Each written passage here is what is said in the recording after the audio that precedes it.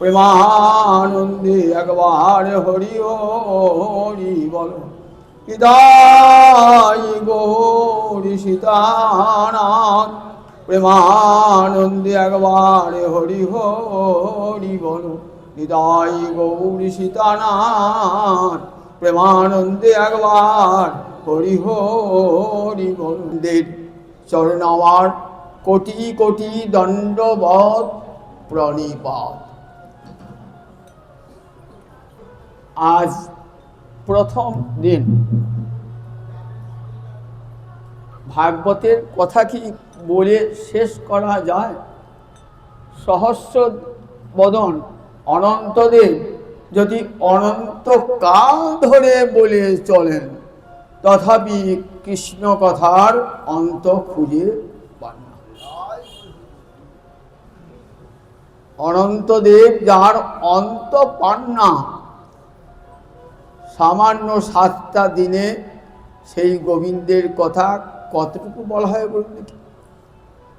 কলির মানুষ বেশিক্ষণ ধৈর্য নাই, 1-1.5 ঘন্টা কোনো প্রকারে শুনতে পারে। তারপরে পায়ে ব্যথা, কোমরে ব্যথা, ঘুম আসা, কত কি শুরু হয়ে যাবে হরিকথা শুনতে শুনতে। কিন্তু কত লাভটা হবে একবার চিন্তা করুন। যদি 1/2 ঘন্টাও শোনেন, সেটাই শোনাবো যে হরিকথা শোনার কত বড় লাভ। শ্রীমদ্ ভাগবতে 3য় স্কন্ধে আমরা দেখতে পাই যে হরিকথা শোনায় কি লাভটা হয়। কেন হরিকথা শুনব এত কষ্ট করে 1 ঘন্টা 1.5 ঘন্টা? কেন হরিকথা শুনব? উত্তরটা শ্রীমদ্ ভাগবতে স্বয়ং ভগবান দিয়ে দিয়েছেন উত্তরটা। আমাকে উত্তর দিতে হবে না, ভগবান দিয়ে দিয়েছে উত্তরটা। আপনারা জানেন সত্যযুগ বলে একটা যুগ ছিল, 4টে যুগের মধ্যে সত্যযুগ। সেই সত্যযুগে ভগবান শ্রীহরি কপিল রূপে অবতীর্ণ হয়েছিলেন। এখন আপনারা গঙ্গাসাগরে মেলা যান, কপিল মুনি দেখতে পান তো, উনি মুনি রূপে অবতীর্ণ। আসলে ভগবানের অবতার। পিতার নাম ছিল কর্দম ঋষি, মায়ের নাম ছিল দেবহূতি। মনে থাকবে, পিতার নাম ছিল কর্দম ঋষি, প্রজাপতির পুত্র, আর মনুকন্যা দেবহূতি। এই কর্দম দেবহূতির সন্তান হলেন কপিল। কপিল যখন সন্ন্যাসে যাবেন, তখন তার জননী বলছে, পুত্র তুমি তো চললে সংসার আশ্রম পরিত্যাগ করে, এখন আমার এই সংসার সাগর পার হবার উপায়টা কি একবার আমাকে বলে দিয়ে যাও। জানতেন দেবহূতি যে তার সন্তান স্বয়ং ভগবান, কারণ স্বয়ং ব্রহ্মা এসে বলে গেছেন তোমার গর্ভে ভগবান শ্রীহরি আবির্ভূত হবে। তাই বলছেন, বলো পুত্র কি করে সংসার সাগরটা পার হব। সংসার সাগর মাত্র দুঃখের সাগর। একটা দুঃখের প্রতিকার করলাম, আবার একটা দুঃখ এসে হাজির। একটা রোগ হয়েছিল, ডাক্তারকে চিকিৎসা করে ওষুধ টষুধ খেয়ে বহু পয়সা খরচ করে রোগটা সারল, কিছুদিন বাদে দেখা গেল আবার একটা রোগ হয়েছে। সংসারটা একটা ব্যাধির মতন। একটা দুঃখ গেল কোনো রকমে দূর করলাম, আবার দেখলাম আর একটা দুঃখ এসে পড়েছে। একটার পর একটা চক্রাকারে এই দুঃখ চক্রবৎ পরিবর্তনতে সুখানি চ দুঃখানি চ। একটা চাকা যেমন ঘোরে, একবার উপরটা নিচে, নিচেটা উপরে, তেমনি কখনো সংসার একটু সুখের মুখ, আবার পরক্ষণেই দুঃখের মুখ। এমনি করে একটার পর একটা দুঃখ এসে যায়। সেই দুঃখের সাগর থেকে পার হব কি করে, এটাই তো আমাদের সকলের একমাত্র জ্ঞাতব্য। সংসারে এসেছি সুখের জন্য, তো তার সুখের বলে দুঃখই পাই, তাহলে সংসারে আসার লাভটা কি? বলে সংসারে থাকো, সংসারে থেকেই কিন্তু সেই সুখের সন্ধানটা পেয়ে যাবে। সংসারে থেকেই দুঃখ কষ্ট ভোগ করতে করতেই সেই সুখের সন্ধানটা, সুখের ঠিকানাটা পেয়ে যাবে।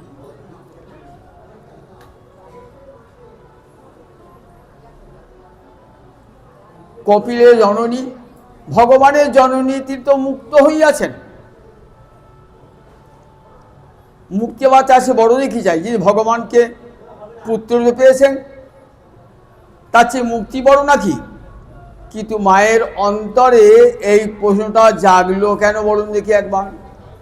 আমাদের মতন কোটি কোটি অনাদিকালের অনাগতকালের জীব আসবে, তো তাদের মনে প্রশ্ন দেখা দেবে, তখন তার ভগবান থাকবে না।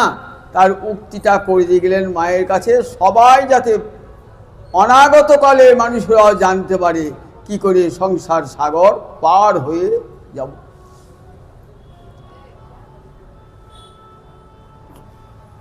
ছোট্ট করে বলছেন যে দেখো মা, সংসার সাগর পার হবার তো অনেক উপায় আছে মা।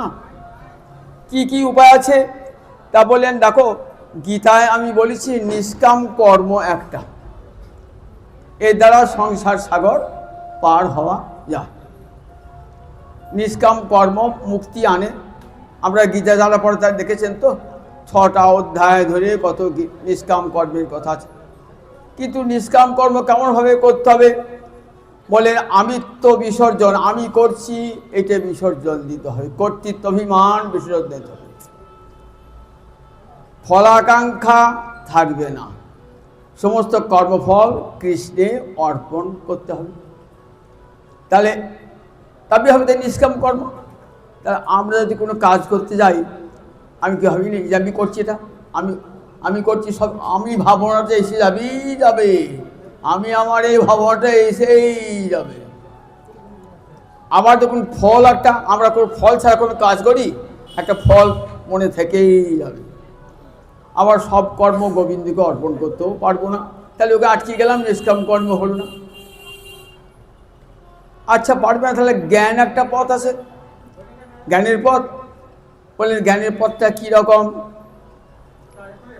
সদানন্দ যোগীন্দ্রের বেদান্ত সার বলে একটা গ্রন্থ আছে, আমরা যখন অনার্সে পড়তাম ওটা পড়া হতো। কারা জ্ঞানের অধিকারী? তা বলেন আপাতত অখিল বেদ জানতে হবে। সোজা কথা, অখিল বেদ আপাতত জানতে হবে। 4টে বেদ, তার ব্রাহ্মণ, উপনিষদ, সূত্র, তার দর্শন জানতে হবে, অন্তত উপর জানতে হবে। তারপরে বললেন সম, দম, তিতিক্ষা, উপরতি। সম মানে মনের সংযম, মনটাকে একবারে সংযত করে গোবিন্দ চরণে লগ্ন করা। দম মানে বাইরের ইন্দ্রিয়ের সংযম। তিতিক্ষা সব কিছু সহ্য করবার ক্ষমতা। উপরতি মানে কাম ক্রোধ লোভ মোহ থেকে নিবৃত্তি।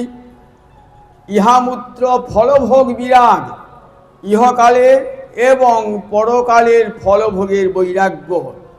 তারপর উপরতি মানে কাম ক্রোধ থেকে সরে আসা।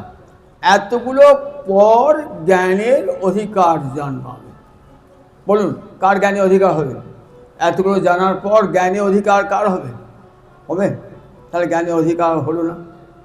যোগ বললেন চিত্তবৃত্তিকে নিরোধ করতে হবে। গীতা যোগের একটা কথা দেখবেন 6ষ্ঠ অধ্যায়। কীভাবে যোগ করবেন?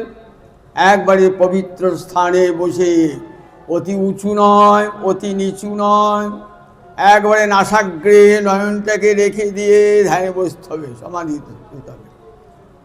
এতটুকু নরণচরণ হবে না। বুঝুন একবার যখন যোগে বসবো, বলুন এই যোগ সাধন কে করবে?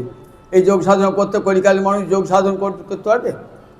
তাহলে নিষ্কাম কর্ম হলো না, জ্ঞানও হলো না, যোগও হলো না।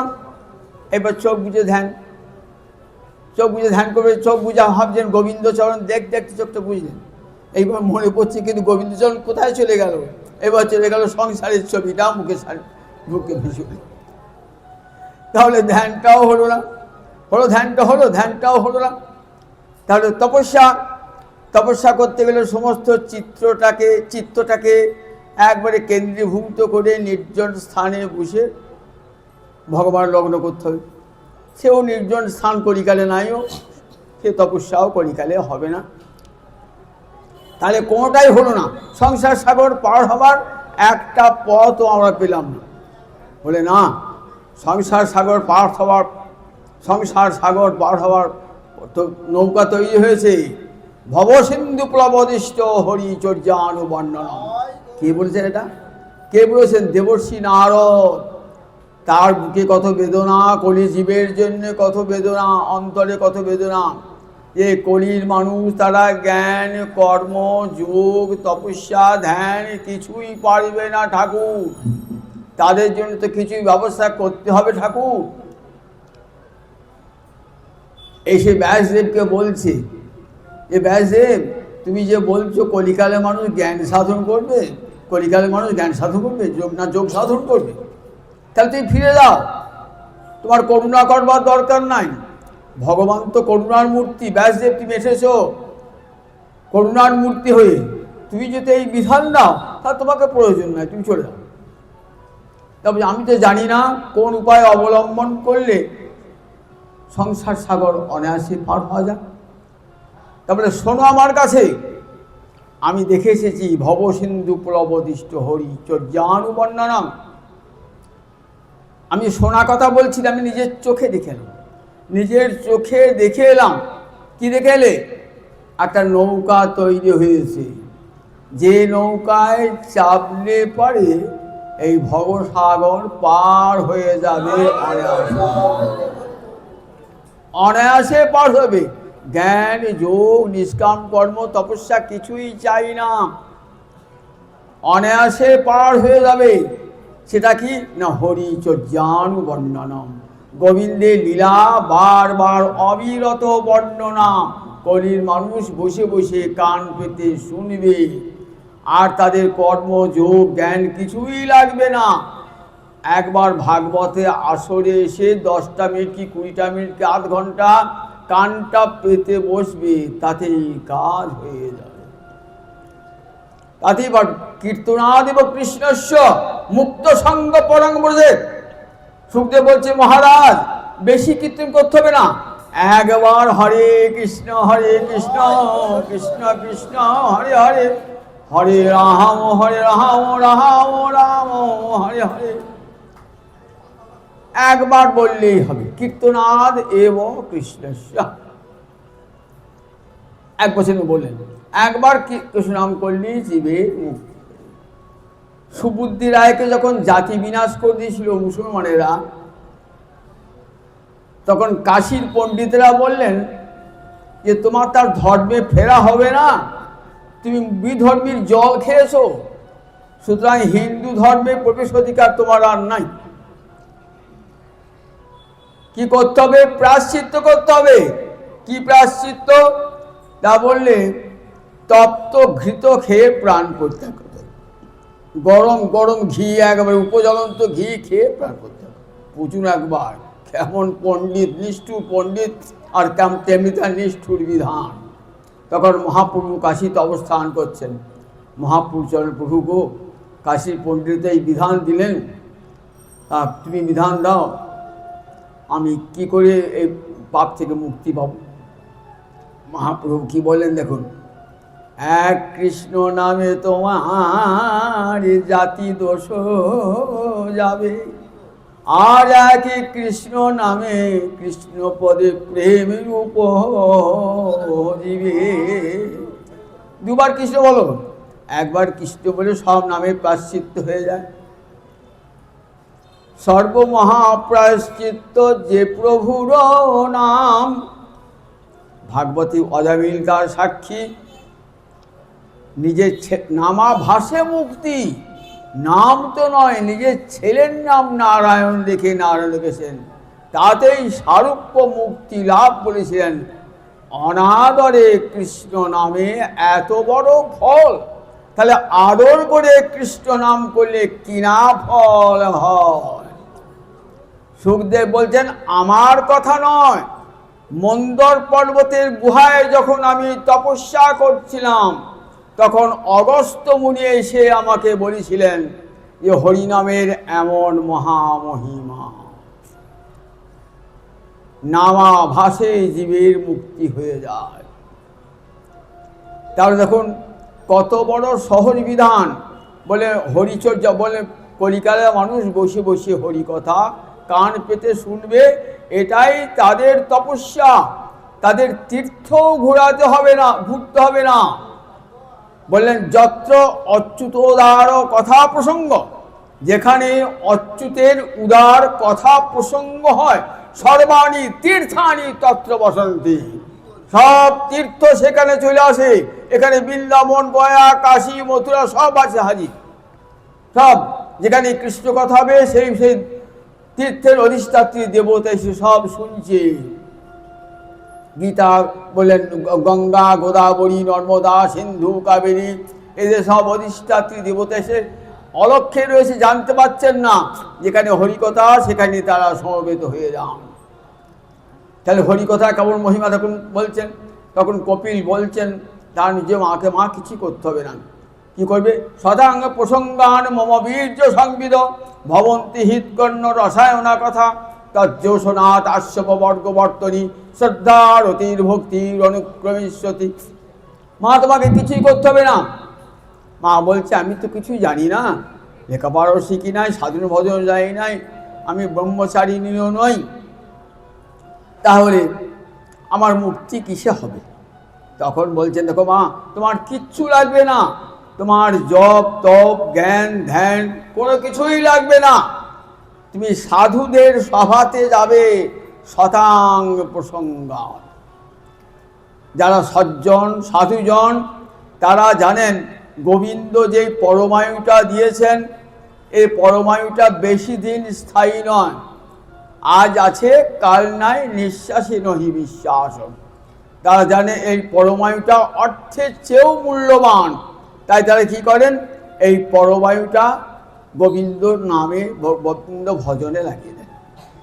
যাও সেই সাধুদের সভায় যাও, দেখবে সাধুরা অন্য কোনো কথা বলছেন না, তারা কি বলছেন, কেবল হরিকথায় মাতোয়ারা হয়েছেন। শতাঙ্গ প্রসঙ্গান মম বীর্য সংবিদ ভবন্তি হিতকর্ণ রসায়না কথা। দেখবেন আমার কথা, আমার রূপের কথা, গুণের কথা, মহিমার কথা, লীলার কথা হচ্ছে দিবারাত্র।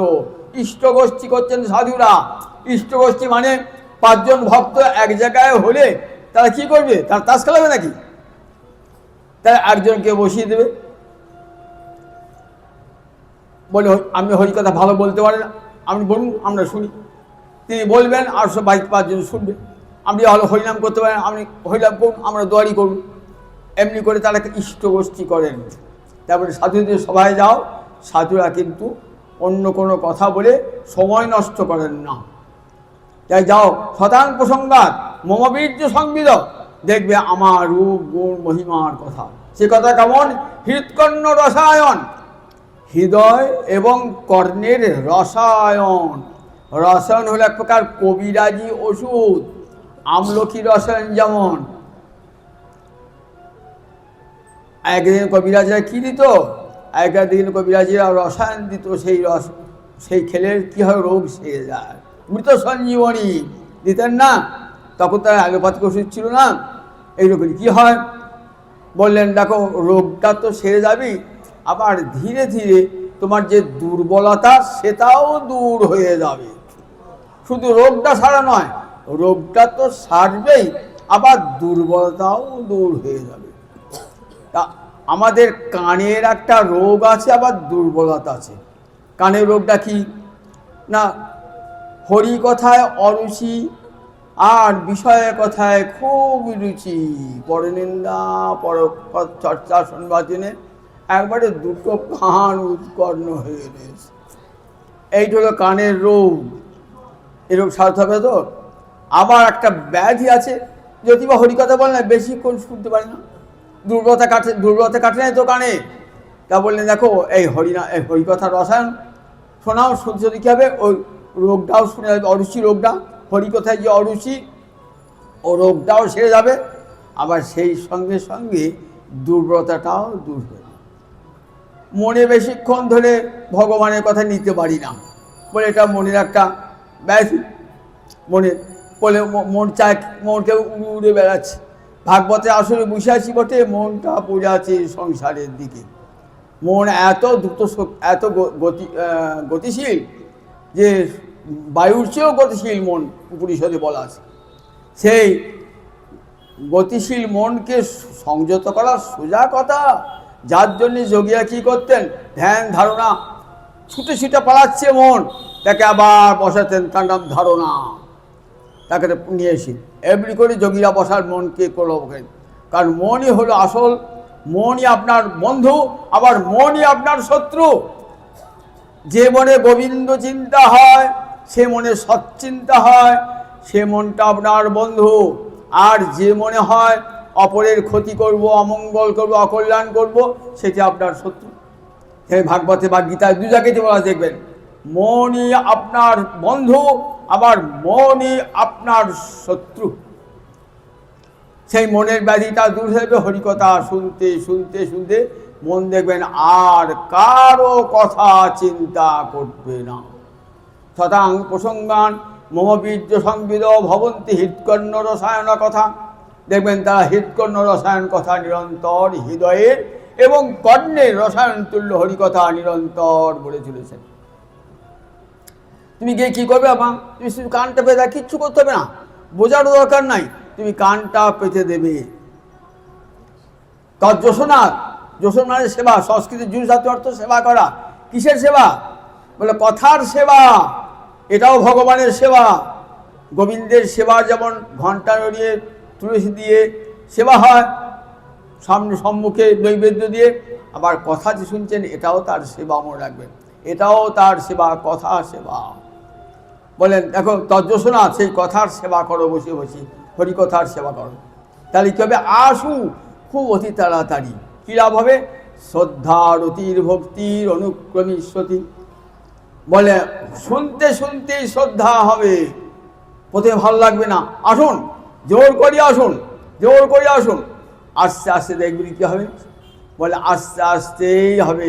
জোর সিনেমা সশ্রদ্ধাবান ভবতি। যে শুনবে তার আস্তে আস্তে সে শ্রদ্ধাবান হয়ে যাবে। শুনতে শুনতে যে এত মধুর কথা কোনো দিন তো শুনি নাই।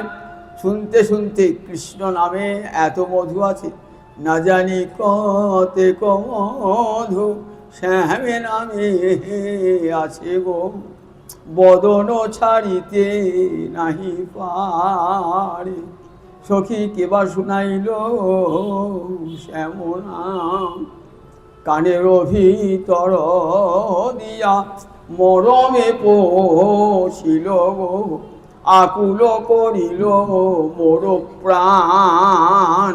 শ্যাম নাম শুনতে শুনতে কানের ভিতর যখন মরমে প্রবেশ করে যাবে না, তখন দেখবেন বদন ছাড়িতে নাহি পারে, আর আমার বদন কৃষ্ণ নাম ছাড়তে পারবে না। তাই আসুক, বলে যাও আসুক। কী হবে? শ্রদ্ধা রতির ভক্তি, শ্রদ্ধা আসবে ধীরে ধীরে, ভগবান নামেতে শ্রদ্ধা আসবে। রতির ভক্তির অনুক্রমিষ্যতি। মাঝখানে কতগুলো স্তর আছে, সেগুলো বলে কী কী কী দেখবেন ভক্তি রসামৃতি সিন্ধুতে স্তরগুলো বলা আছে। কীরকম? বলে আদৌ শ্রদ্ধা, তারপরে সাধু সঙ্গ। শ্রদ্ধা হওয়ার পরে মনে হবে আবার কোথায় হরিকথা হবে, আবার শুনতে যাবো সাধু সাধু, এখানে 5টা সাধু যাবো, সেখানে হরিকথা বলছি কিনা।